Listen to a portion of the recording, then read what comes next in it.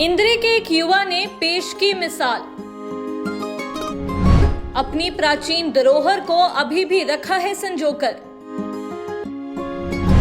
कुटीर उद्योग को अभी भी रखा है संभालकर। कई देशों में बेच रहा कुटीर उद्योग का बना सामान।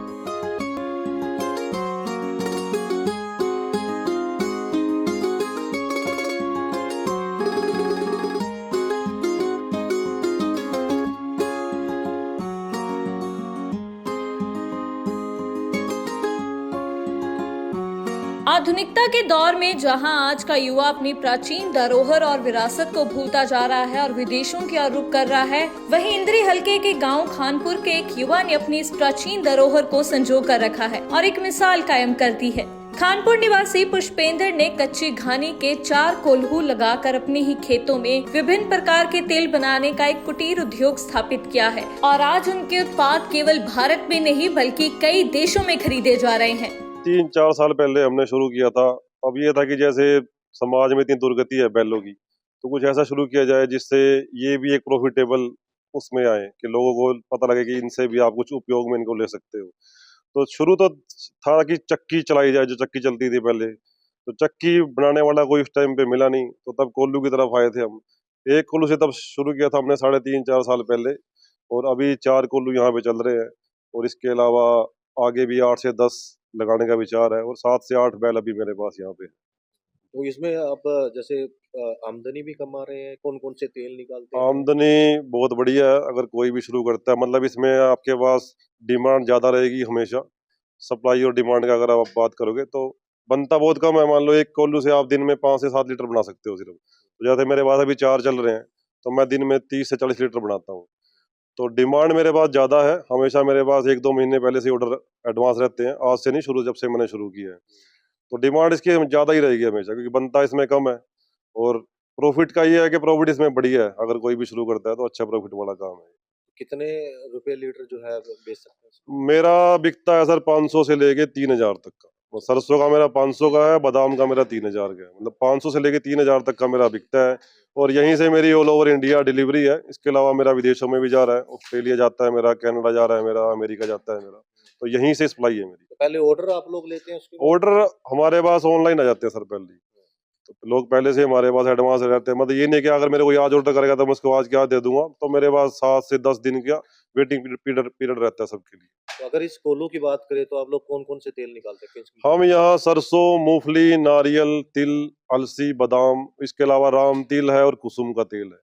उद्योग में प्राचीन विधि से तेल को तैयार किया जाता है। इस बारे में जानकारी देते हुए पुष्पेंद्र ने बताया कि लगभग 4 साल पहले उन्होंने इस तेल उत्पादक का काम को शुरू किया था। शुरुआत 1 कोल्हू से की थी और आज 4 कोल्हू हो गए हैं। उन्होंने बताया कि वो भारत की प्राचीन धरोहर को संभालते हुए और असली कच्ची घानी की विधि से तेल को तैयार करते हैं। वो सरसों, अलसी, मूंगफली, बादाम और कुसुम इत्यादि कई प्रकार के तेल इस विधि से तैयार करते हैं। देखिए, जो असली कच्ची घानी है ना, वो जो ये प्रोसेस है, इसका नाम कच्ची घानी है। बाजार में जो भी कच्ची घानी के नाम से कुछ भी बिकता है, वो कच्ची घानी का तेल नहीं है।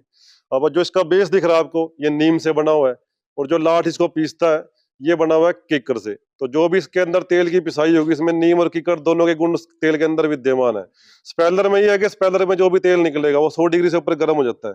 इसमें आप हाथ लगा के देखो, ये रूम टेम्परेचर पे है। असली जो कोल्ड प्रेस के नाम से जो भी मार्केट में बिकता है, असली कोल्ड प्रेस या वुड प्रेस, ये वाला तेल है। ये 2 से 2.5 घंटे में जाके एक घानी इसमें बनती है और बूंद बूंद करके इसमें तेल निकलता है। तो जितने भी तेल के जो न्यूट्रिशन वैल्यू तेल में है उस बीज में, वो एज इट इज इस तेल के अंदर विद्यमान है। किसी भी तरीके का इसमें न्यूट्रिशन को कोई हार्म नहीं हुआ है। और जितना भी HDL है किसी भी तेल में, वो इस तेल में एज इट इज विद्यमान है। तो कोई भी जो पोषक तत्व है, किसी से कोई छेड़छाड़ नहीं प्रोसेस में। तो फॉलो करोगे तो आयुर्वेद हमें ये कहता है कि कोई भी अगर आप तेल यूज करोगे ना अपने यूज के लिए, तो वो सिर्फ एक ही बार गर्म होना चाहिए। तो स्पेलर ने उसको पहले ही गर्म कर दिया। जब आप बनवा रहे हो, घर पे लाके जो हमारी माताएं बहन है उसको दोबारा गर्म कर देती है। जब हम खाते हैं तो तीसरी बार है वो, तो तब तक उसका सारा HDL सब खत्म हो जाता है स्पेलर के अंदर ही। इसके अंदर जो भी बिल्कुल ठंडे से भी ठंडा तेल है। हमारा जो भी कल्चर था वो बड़ा वास्ट था हमारा, तभी हम लोग बीमारियों से बड़े दूर थे। और जो आधुनिक कल्चर है इसकी तरफ जितने हम अग्रसर हैं, तभी हम इतनी बीमारियों से घिरे हुए हैं।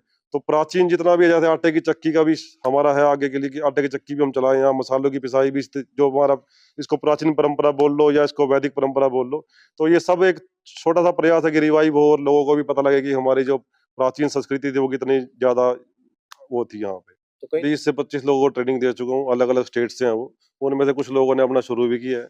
तो जो भी सीखना भी चाहते हैं तो उनके लिए पूरी ट्रेनिंग या जो भी हम सहायता कर सकते हैं तो उसके लिए हमारी तरफ से कोई किसी को वो नहीं है। तो प्रोसेस क्या रहता है, मतलब किसी भी चीज का तेल निकालने के लिए क्या प्रोसेसिंग करते हैं? तेल में 10 किलो इसमें डलता है एक बारी में, तो 10 किलो आपने सामान डाला इसमें तो 2 से ढाई घंटे में उसकी पिसाई होगी। बनने के बाद कोई फिल्ट्रेशन नहीं है किसी तरीके की, तो उसको धूप में रखते हैं 3 दिन के लिए, विदाउट फिल्ट्रेशन है सारे के सारे तेल। उसके बाद उसको टीन या कांच, प्लास्टिक का मैं यूज करता नहीं कहीं किसी तरीके से। अगर कोरियर में मेरा जाता है कहीं पे तो वो टीन के कैन में जा रहा है, 1 लीटर और 5 लीटर के ऑप्शन में। कोई बाय हैंड यहाँ से आके, बड़े सारे लोग हैं जो गुड़गांव, दिल्ली, फरीदाबाद तक के यहाँ से आके लेके जाते हैं, उनके लिए कांच की बोतलें हैं। तो प्लास्टिक का कोई किसी भी तरह का कोई यूज नहीं है। कार्बन एमिशन 0 है पूरे की पूरी, इसमें कोई देखो लाइट का कोई किसी तरह का कोई यूज नहीं है।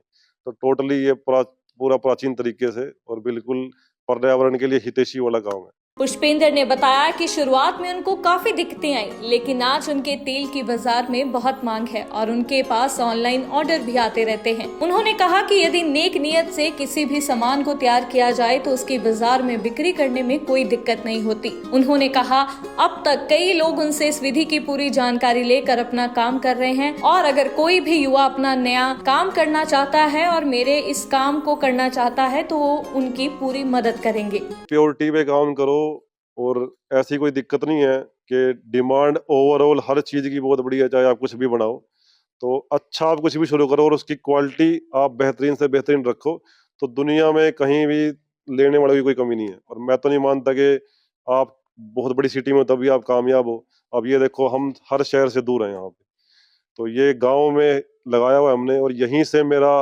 पिछले 3-4 साल से ऑल ओवर इंडिया सप्लाई जा रही है, बाहर भी मेरा जाता है, लोग यहाँ वॉक इन भी आके लेके जा रहे हैं।